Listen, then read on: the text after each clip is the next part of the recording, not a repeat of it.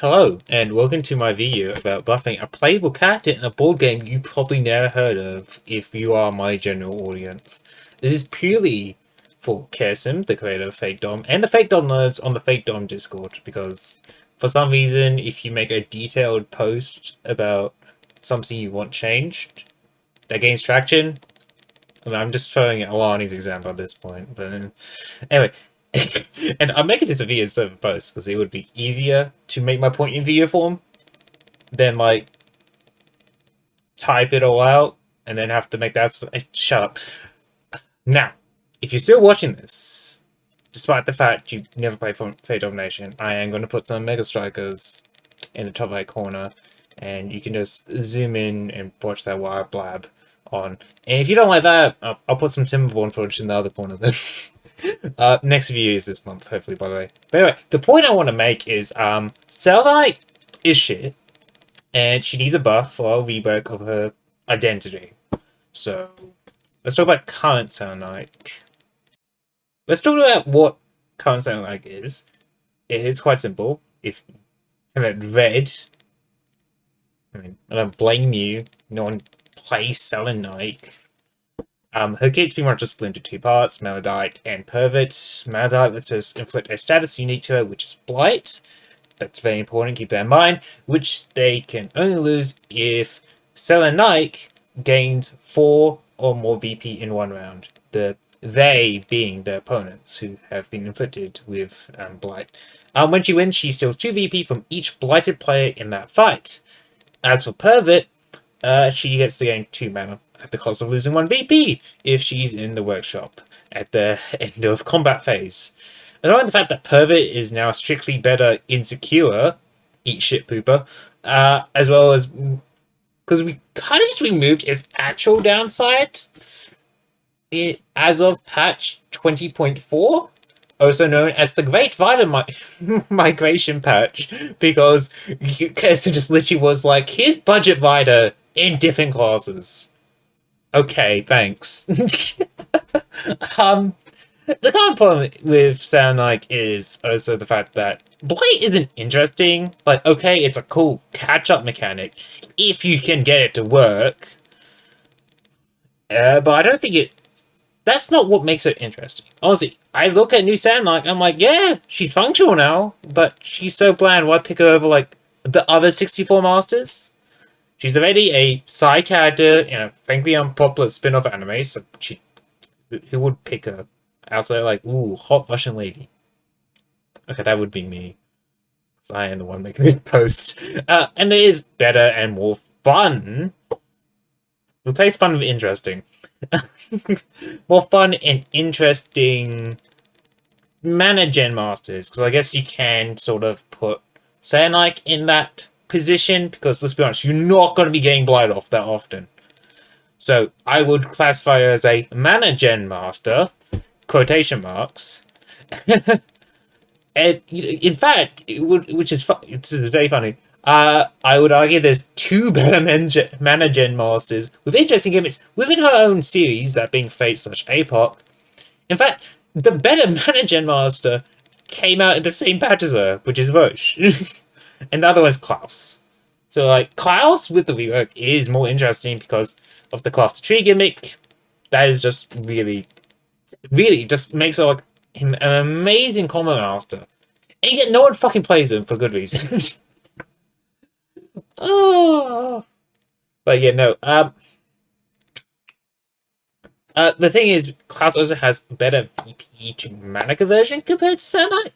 Because he gets, like, 2x plus 1. That's his formula. X is the VP spent on that ability. So he can literally just spend 1 VP to get 3 mana. Or if he's just seeing a workshop, he'll just spend 0 VP and just gain 1 mana, which makes up for the fact he only gains 1 mana from 2 mana events. So it's like 2 mana event, and so on, so on. And then, yeah, you get workshop mana. So I'm just doing off-script mathing in my head. The point is, he has slightly better mana regen, because if he spends the bit of mana, which is 1 VP to get 3 mana, is slightly better than Celenike, who's effectively spending 1 VP to gain 2 mana. But then, this is especially encountering the fact that he gets to do an outburst, well, Celenike has to commit a whole bloody round to it, because hers activates after combat. So, of course, he also has this whole thing, he only gets 1 mana for events before round 9, and he also needs some VP to begin with before he can thus go, I'm just going to have so much mana because I am just converting all my VP into mana. And so, yeah, Celenike just gets to do it free. But, like, yeah. Nah, Klaus is still fun and interesting. And I did have to mention that, like, whole downside thing, because I would be beaten to death if I didn't mention that.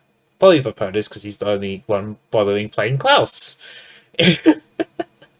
Now, let's compare Celenike to Roche. A nerf version of that, which is probably a bit mean. To Celenike, not Roche, I should make that clear. Because this Roche is way more fun than playing Celenike. Like, Roche's kit are getting immediate small benefits at the cost of feeding a growing power bomb in his own deck, has innately good risk/reward management, which makes him fun to pilot. He adds another layer of decision making to the game when you play him, while Celenike just doesn't do anything. Like, there's no decision making to Celenike. You literally go, it's like a fucking flow chart. Like, do I need mana? Stay in workshop. Do I not need mana? Okay, go in a fight to get Blight or actually win it. But no one's scared of Blight, so people are always going to be contesting you if you don't have a good servant. And that's the thing with Celenike. She's like the Ilya of the Apocrypha cast. And no one wants to play Ilya. Because Ilya is serviceable. She's simple. But should Masters really be serviceable? Especially because we're at that point now where Masters need something to actually stand out. And I would say Blight and Celenike's, just in general, Celenike's identity and kit doesn't help us stand out. There's nothing fun or interesting to it. And I'm not saying it's because she's designed simply, like, because there's nothing wrong with simple designs. Like, simple designs can be fun. I mean, look at Leo, Ryunosuke, Julius. They all have one gimmick, and they excel at that one gimmick and are very fun. Like, Julius's whole entire identity, well, before we changed him so he can remove cards from his discard, was the ability to gank in action phase. That was a really simple thing, and it was amazing. And then you got Ryunosuke, who gets to turn, who has Art of Death, which just lets him slowball, and Leo is, once again, another example of just being able to win streak. And that win streak gives him VP, because, you know, he's giving, his detriment is also his upside, in a way. But the thing is, sometimes, as well, simple design can be problematic. I don't know why I'm making this argument. I don't think it helps, so I think it's just fun, because I had to talk about Varney. And Varney's my favorite example of simple designs being problematic, because on paper, she's simple. You get to pick what events go in play, and yours to get that funny prophecy thing. That doesn't mean matter. But in practice, she's easily the one of the most infuriating masters on the board, because she effectively controls the flow of the game. Effectively, like, are you preparing to fight on your like, last turn? Well, fuck you, you ain't angered. What's that? It's Varney's last turn order? Well, you better bet the fucking 2 events, the 2 double objective events are coming out. And if you piss off that Varney player, guess what? You're gonna get triple angered. Back to back. And also Miyu. Miyu's pretty simple, but we don't talk about Miyu. We really shouldn't. My point is that I kind of gone off course. My point is Celenike is a real nothing burger right now. Like, her mana gen is done either flat out better or done more interestingly by members in her own subclass, or I guess sub-genre of Masters, which is mana gen.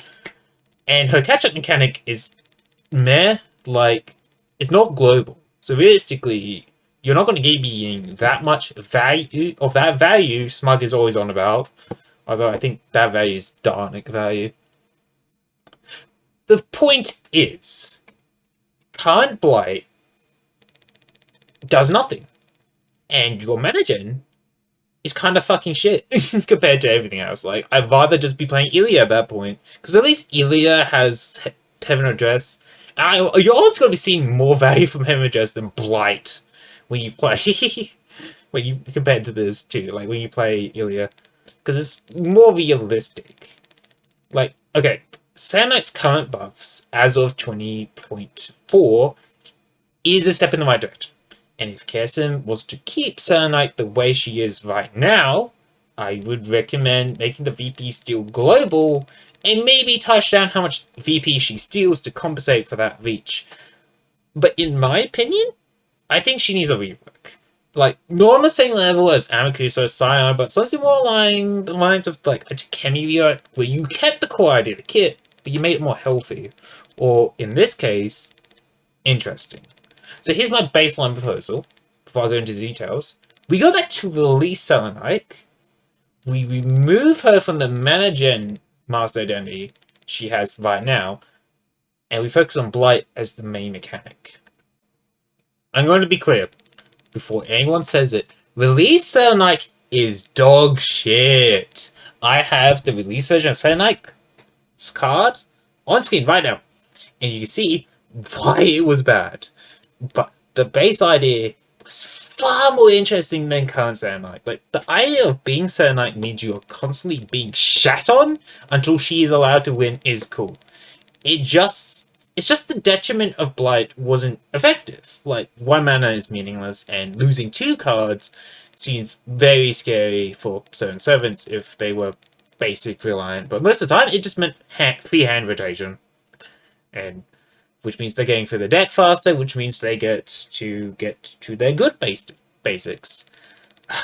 Ignoring that fluff though, Celenike being a master with what I like to call the victory tax gimmick is interesting. We don't really have a lot of masters who kind of scare you like that outside of really strong combat masters who can firmly use their powerful tools to scare off opponents. Think of like Origin Bullet and Eternal Lament. Tools like that are more about bluffing though, while Celenike's is a clear and present at all times, and that's what made it interesting. It's that Roche thing again, where it's adding a layer of decision-making to the game, but for your opponents. It's like, is it worth fighting Celenike and Mayama for 5 EP, but then getting blighted, which can cripple my ability to fight later into the game? Or do I just go to fucking Shinto and chill in the waiver? Yeah.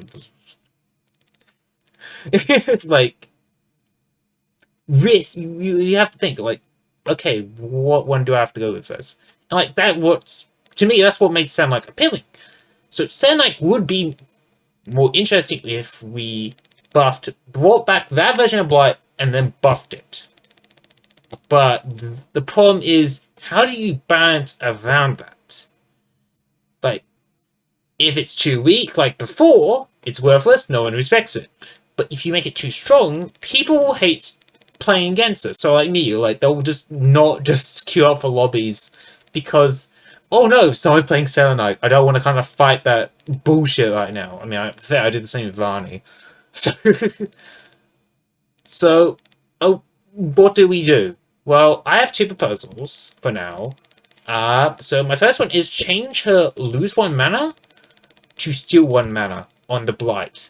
This lets her continue to be a mana gen master while letting Blight be the threatening status because, well, if you played Takemio Amakusa, you would know how bad it is losing 1 mana can feel when you want to fight.